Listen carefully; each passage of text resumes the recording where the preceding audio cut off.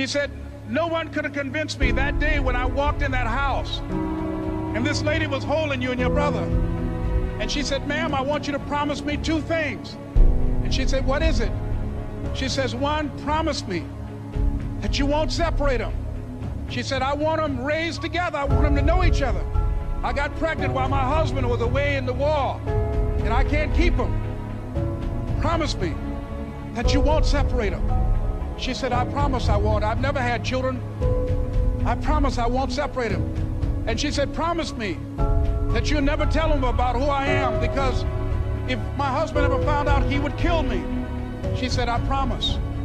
And she said that she gave them to us, and she kind of cried, and she was walking out the door, and she looked at my adopted mother. She said, remember, don't you separate them.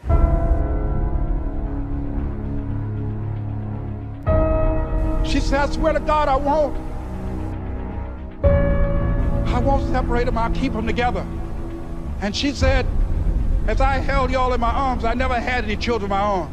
I didn't know how I was going to do it, but I knew with the help of God, I would do it. And ladies and gentlemen, my mother had a dream of having children and raising us. She didn't know how she was going to do it.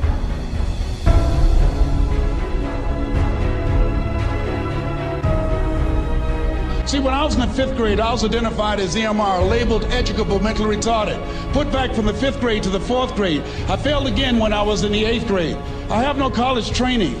And a man changed my life, and I'll never forget his name, Mr. Leroy Washington. He's in his 80s now, and he's blind from glaucoma, but he gave me a different vision of myself. I was in his class waiting on another student. He came in and said, young man, go to the board and work this problem out for me. I said, oh, sir, I can't do that. I said, why not? I said, I'm not one of your students. He said, look at me. Yes, sir.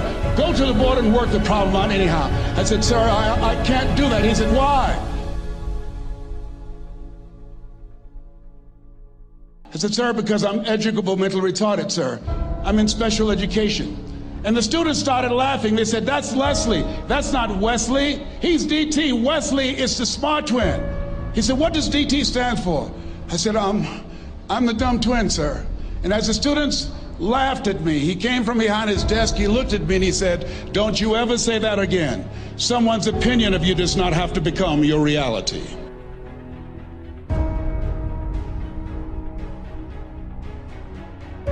On one hand, I was humiliated, but on the other hand, I was liberated, because he looked at me with the eyes of Goethe, who said, look at a man the way that he is, he only becomes worse. But look at him as if he were what he could be, then he becomes what he should be. And so we developed a relationship. And one of the things that I can just tell you as you think about your goals and dreams, all of us can say in a spirit of integrity that it's possible. That if anybody at any point in time lived their dream, then it's possible that I can live mine. And what I did was, I made a mistake. I looked at my goals and dreams, and my mind said, how will you do that? I went from my heart to my mind, and I stayed up there for 14 years. 14 years. I can't bring those 14 years back. Those years are gone. And I've made a mission in my life to help people to stop putting it off and procrastinating.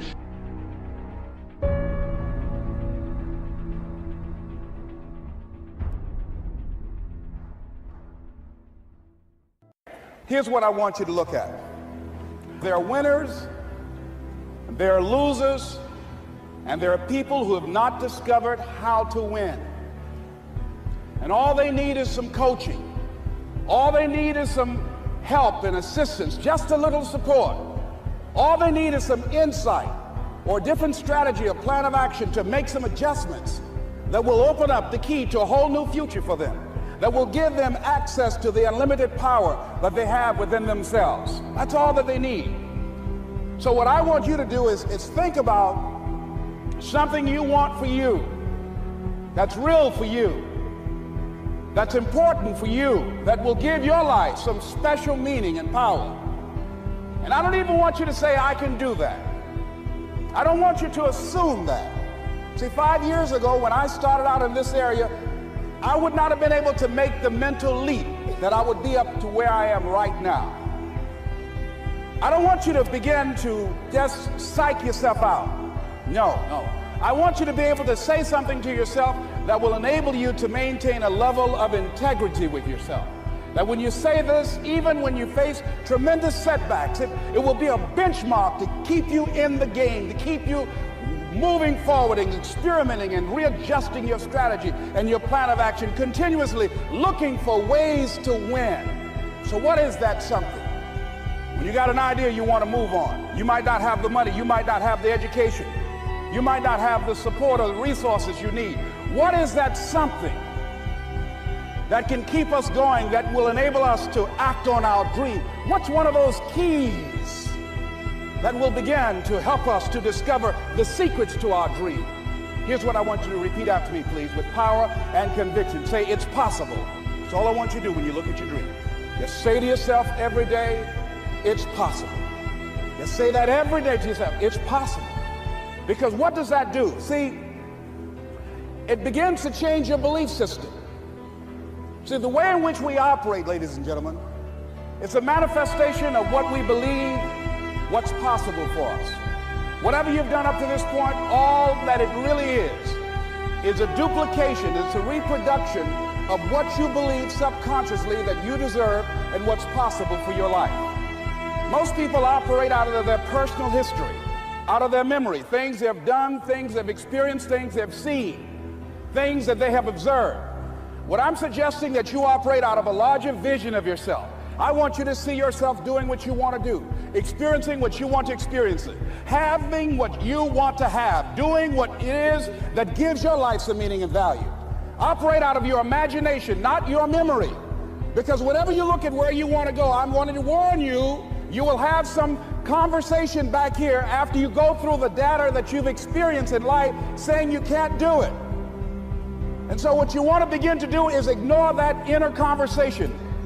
Well, most people, ladies and gentlemen, when something happens to them, what they do is they begin to believe that that's the way it is. That's the way it's always been. And they can't see the possibility of it being any different. Example, before April 1954, the common belief, the universal belief, because it had been tried again and again and again and people had failed, the belief was that man was not physically capable of breaking the 4-minute barrier, that he could not run a mile in less than 4 minutes. That was the belief on the planet. It had never been done. But here's what happened, ladies and gentlemen. Roger Bannister came along, and he broke the 4-minute barrier. Now here's what's significant about that. Since that time, up to this day, over 20,000 people have done it, including high school kids. What changed? 20,000 people, what changed? Here's what happened when they got on the track. They knew it had been done. And because they knew it had been done, there was a new belief about this barrier, about this goal that was unreachable. And those 20,000 people got in a race believing, knowing in their heart that someone had done it, that it's possible, that they could do it.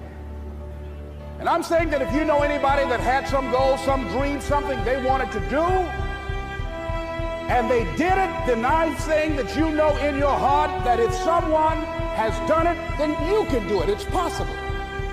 And that if someone can make their dream become a reality, that it's possible that you can make your dream become reality.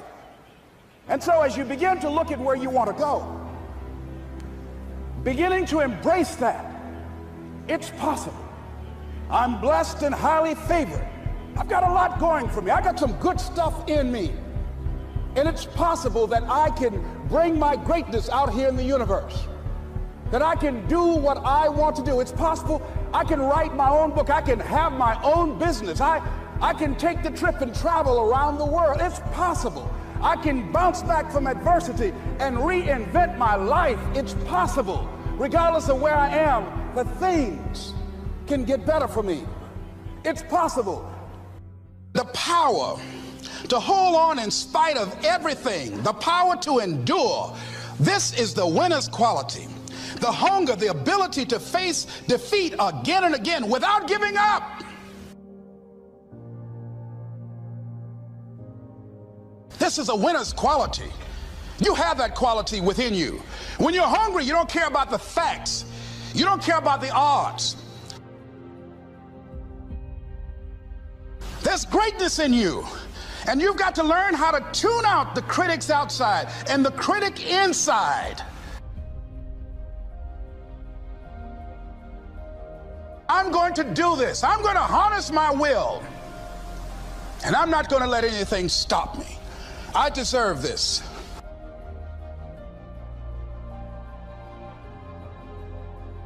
If you want something, you have got to be relentless. You've got to learn how to become resourceful. You've got to learn how to become creative. When crises strike in your life, and in the Chinese language, crises mean danger, but it also means opportunity. And this is an opportunity for you to grow.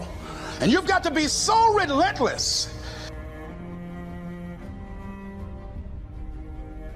regardless of what comes down the pike, that you're always looking for a way to get over, always looking for a way that you can break through, always looking for a way that you can win, always looking for a way that you can strike a telling blow.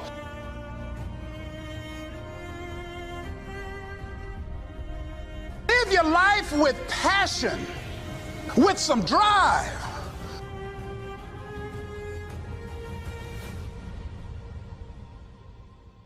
And so if you don't have any fire, you've got to watch the people, the relationships that you develop. Have people of kindred mindsets. If you're around folk who are dead and negative all the time, they will affect you. You want people that are around you that have smiles on their faces, looking good. You've got to watch your countenance, watch your face.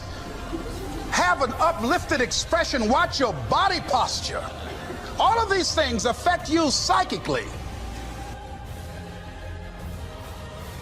You are unstoppable.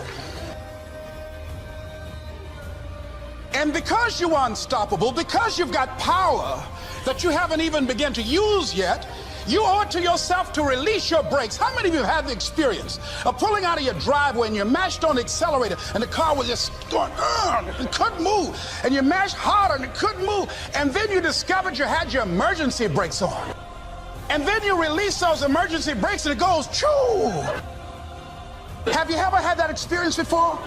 Most of us go through life with our brakes on,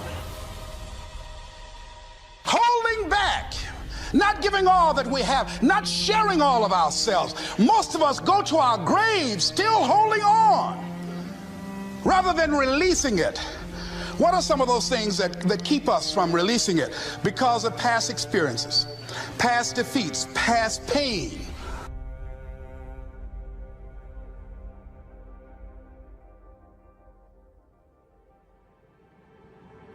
That if my speech tonight doesn't work, it doesn't mean that I'm a bad speaker. It means that what I did didn't work tonight.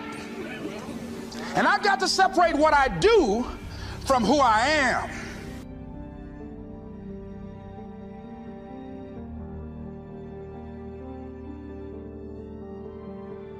And don't give up on yourself. Don't throw the towel in so quickly. Many people give up on the 1 yard line.